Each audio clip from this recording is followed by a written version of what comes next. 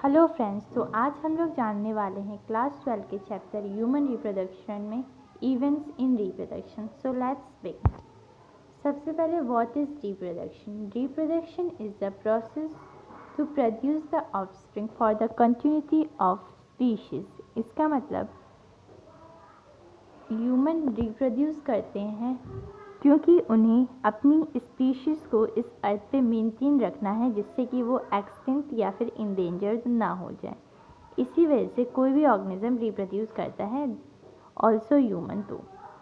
सबसे पहले हम कुछ इम्पॉर्टेंट पॉइंट जान लेते हैं ह्यूमन रिप्रोडक्शन इवेंट में। जैसे कि ह्यूमन जो होते हैं वो सेक्सुअल रिप्रोडक्शन करते हैं और वो विविपोरस होते हैं, मीन्स वो यंग वन को बर्थ देते हैं, ना कि एग लेज करते हैं। वो जो ह्यूमंस होते हैं वो यूनिसेक्सुअल होते हैं, उनमें दोनों सेक्सेस प्रेजेंट नहीं होते हैं, जैसे कि मेल और फीमेल दोनों सेक्सेस एक ही ह्यूमन में प्रेजेंट हो, ऐसा ह्यूमंस में नहीं होता।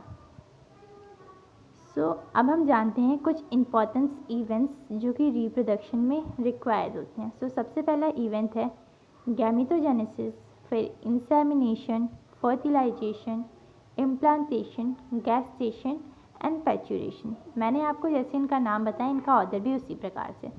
सबसे पहले होगा gametogenesis. It is the process of a formation of a gametes.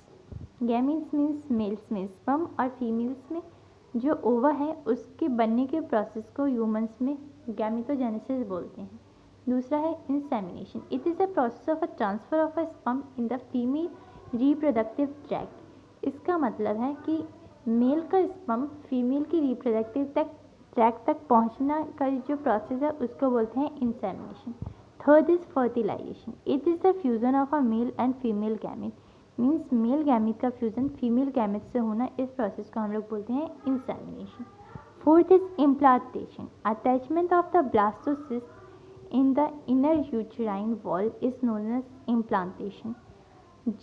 जैसे कि जब फर्टिलाइजेशन हो जाता है तो जब जायगोट एम्ब्रियो बन जाता है, एम्ब्रियो के बाद एक स्टेज आती है ब्लास्टोसिस्ट। उस स्टेज में वो जो यूटेराइन की inner most endo membrane layer होता है उससे अटैच हो जाता है, इसी प्रोसेस को बोलते हैं इम्प्लांटेशन।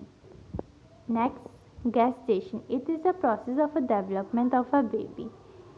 इस प्रोसेस में जो बेबी होता है वो मदर की वॉर्म में डेवलप होता रहता है अप टू 9 मंथ। ये अलग अलग ऑर्गेनिजम्स में अलग अलग होता है, लेकिन अभी हम ह्यूमंस की बात कर रहे हैं तो इसमें ये 9 मंथ होता है, लेकिन some time in rare cases ये वेरीज भी कर सकता है, like 5 months, 6 months, 8 months also.